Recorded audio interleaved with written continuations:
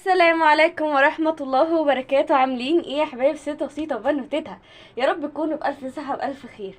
صلوا على النبي وزيدوا النبي صلاة. عندك لفة جلاش واحدة بس، هنعمل أحلى صينية هتدوقيها وعمرك ما تدوقيها إلا لما تشوف الوصفة دي جميلة وهتدمنيها، ودي على ضمانتي بقى. بصي حبيبة قلبي، أنا معايا مكوناتي بسيطة يا رب. أنا عندي هنا لفة جلاش، وعندي هنا طماطم متقطع صغير، وعندي هنا حبيبة قلبي فلفل متقطع صغير، كوسة مبشورة، وعندي بطاطس مبشورة، وعندي كمان بصل متقطع صغير. هتعملي ايه يا بنوتة؟ هاخد يا حبيبة قلبي الكلام الحلو ده كله على الطاسة وأعصجه مع بعضه. انتي مش عايزة الخضار، انا عايزة مثلا لحمة مفرومة، استخدميه براحتك بكيف كيفك. انا دلوقتي زي ما قلتلكوا هاخده على الطاسة واعصجه. بعد يا حبايب قلبي ما عصجت خضارنا الحلو ده، انا دلوقتي مش محتاجة التعصيج، محتاجة ايه؟ استنى.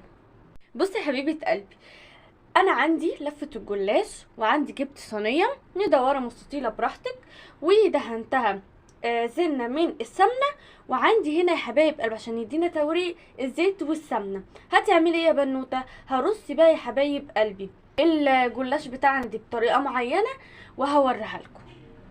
بصوا يا حبايب قلبي، انا جبت الورق بالمنظر ده كده، وهجيب الورقة التانية عكسها من الناحية التانية، واحاول اخلي الاطراف على جنب عشان دي اللي هقفل بيها. طيب قلبي اهو ده كده عكسها، دي بالطول ودي كده بالعرض، علشان اضمن ان الحشوة بتاعتي لما اجي احطها ما تبوظش مني. كده يا حبايب قلبي لما عملت تلات ارباع الجلاش بتاعنا، لفة الجلاش بتاعتنا سبت الربع. ليه؟ علشان اغلف بقى بيهم. طب عملتي ايه؟ بصي يا حبايب قلبي، عشان التوريم بين كل طبقه والتانية، الطبقه والتانية بتحطي ايه؟ بتحطي سمنه على الزيت اللي احنا قلنا عليهم عشان تورق معاك. هتعمل ايه بقى؟ هحط العصاج بتاعنا اللي هو اللي انا عصقته ده، وهحطه بعد كده هقفل بقى الاطراف دي كلها على بعضها، واجيب بقى الربع الاخير اللي انا قلتلكوا عليه، اقوم بقى ايه مقفلاه كله كده ببعضه. شكلي رهيب. هعمل ايه زي ما قلتلكوا كده، اقوم بقى مقفله بقى الكلام ده كله، جايباه كله بقى كده على بعضه كده. وبعد كده يا حبيبه قلبي هجيب ورقه من دي واغطيها الورق، وغلفت خليط. يعني بتحط الورق، والطرف الورق اللي بره ده بتحطيه تحت البيتزا بتاعتنا. ايه ده، انا قلت وحرقت المفاجاه؟ ما انا هعمل بيتزا الجلاش. قلبي ما غلفتها كويس خالص، هعمل ايه؟ هقطعها، لان ما ينفعش حبيبه قلبي لما تخرجيها تكون نشفت، فهتلاقي بقى ايه التقطيعه بتاعتك بتتهري. فانا اقطعها وهي نيه كده، وبعد كده هقول لكم التشريبه بتاعتها ايه. وللتشريبه بتاعتنا حبيبه قلبي بتجيبي كوبايه من اللبن او 3 ارباع من اللبن على حسب الصينيه بتاعتك. انا استخدمت 3 ارباع من اللبن، ورشه ملح، رشه فلفل اسود، وبتحطي سمنه، وبتقلبي تقلبي تقلبي تقلبي. وبعد كده يا حبيبه قلبي هقولك حاجه مهمه، انت لازم اللبن يا حبيبه قلبي يكون دافي. طب يا بنوته اعمل ايه؟ هتاخدي ده وتدفيه. بصي يا حبيبه قلبي، للتشريبه بتاعتنا كوبايه من اللبن او 3 ارباع من اللبن بتاعك، ويا حبيبه قلبي بعديها هتحطي رشه ملح، رشه فلفل، وسمنه. السمنه يا حبيبه قلبي لو انت هتحطيها كده يعني كتله واحده كده، لازم تكون اللبن متدفى على النار.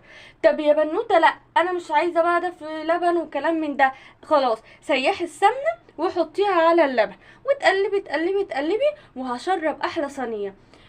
بعد يا حبيبه قلبي ما انا ما شربته باللبن، عملتي ايه؟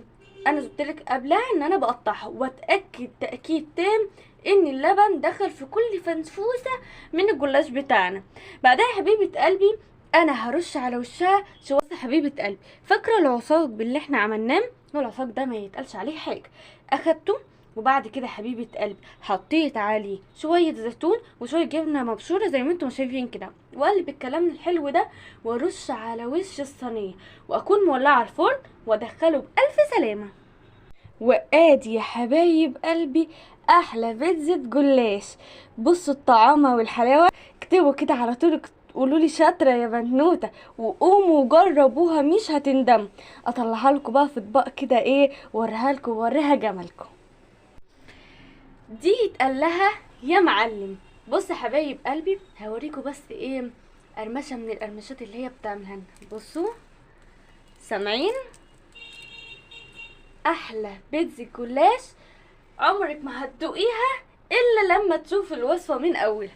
مطبخ الست بسيطه وبنوتتها بتقدم لك حاجه لوز اللوز.